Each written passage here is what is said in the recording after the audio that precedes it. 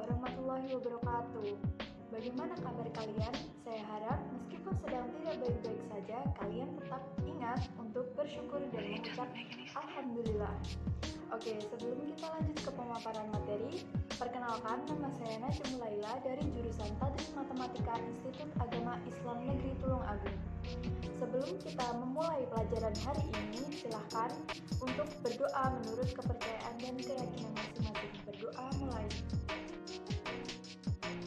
Oke, berdoa selesai. Selanjutnya, silahkan isi kolom komentar di bawah ini dengan format nama, underscore, nomor induk siswa. Saya punya satu kutipan dari seorang mantan presiden Amerika Serikat, yaitu Abraham Lincoln. Beliau berkata, I will study and get ready and perhaps my chance will come. Oke, tugas kalian adalah memahami dari kutipan tersebut. Nah, di video kali ini saya akan membahas materi tentang statistika. Sebelum kita mempelajari materi tentang statistika, mari ubah mindset kita untuk berpikir bahwa matematika itu mudah dan menyenangkan.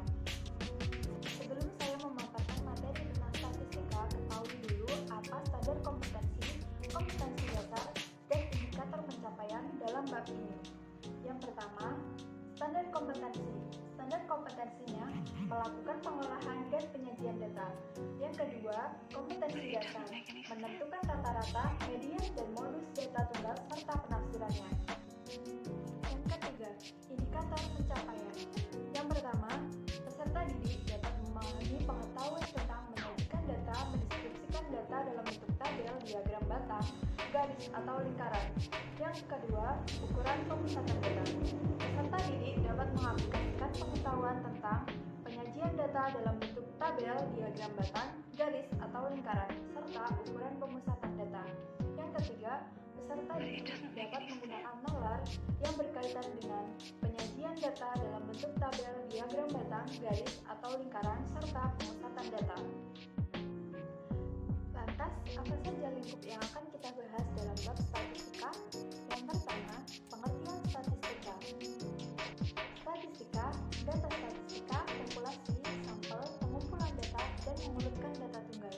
Yang kedua, ukuran pemusatan data yang meliputi mean, modus, dan median.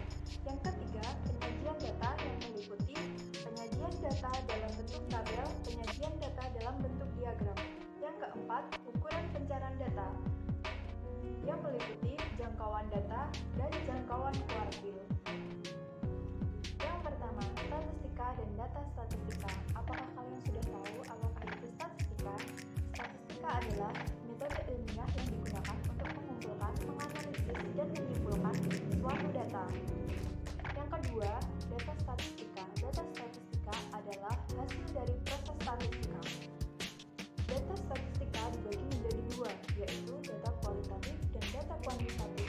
Data kualitatif adalah data yang berhubungan dengan sifat atau karakteristik dari suatu objek. Contohnya, data mengenai mapel yang paling disukai. Contohnya, mapel yang disukai yaitu mapel matematika, biologi, bahasa Inggris, bahasa Indonesia, ataupun sebagainya. Bisa juga kita beri contoh seperti mendata orang tua siswa yang pendidikannya mulai dari SMP, SMA, ataupun perguruan tinggi. Selanjutnya, data kuantitatif. Data kuantitatif adalah data yang diperoleh dari hasil pengukuran sifat numerik atau berupa angka-angka. Contohnya, data tinggi badan. Data tinggi badan si A sama dengan 145 cm.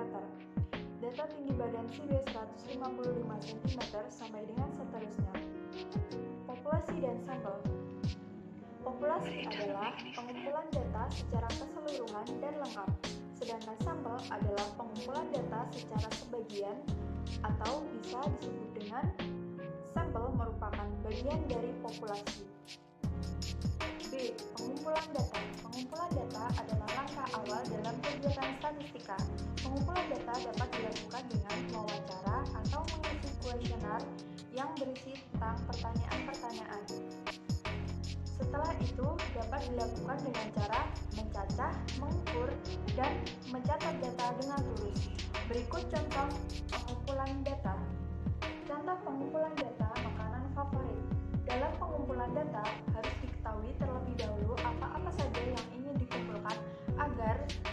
Jawaban dari masalah dapat terpecahkan.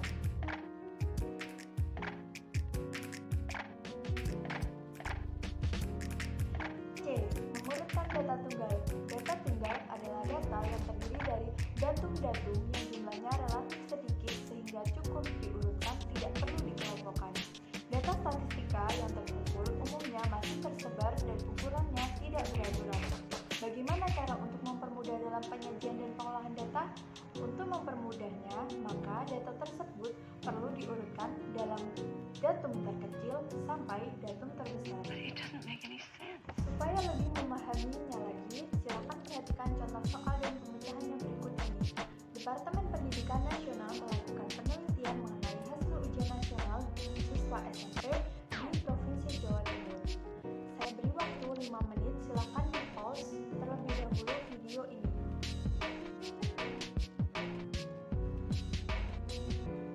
Silakan perhatikan pemecahannya. Soal yang kedua. Diberikan tabel seperti gambar di samping. Silakan diperhatikan dan pause video ini serta kerjakan terlebih dahulu. Jika sudah 5 menit, silakan play ulang.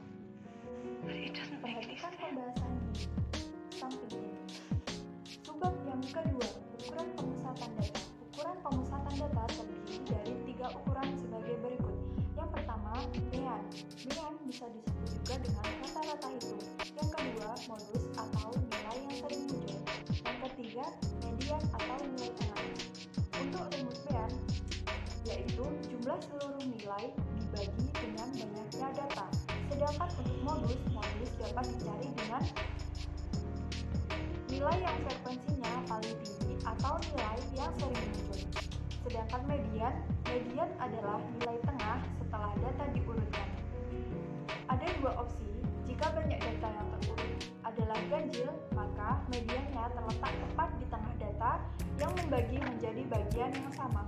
Jika banyak data yang terurut adalah genap, maka mediannya rata-rata dari 2 nilai data yang di tengah. Untuk lebih memahaminya lagi, silakan perhatikan contoh soal dan pemecahan berikut ini. Dari data diketahui 5, 8, 7, 9, 7, 6, 7, 9, 10, 8. Tentukan mean, modus, dan mediannya. Silakan pause terlebih dahulu video ini dan kerjakan selama 5 menit. Setelah itu play kembali video ini dan cocokkan apakah jawaban Anda sudah benar atau belum.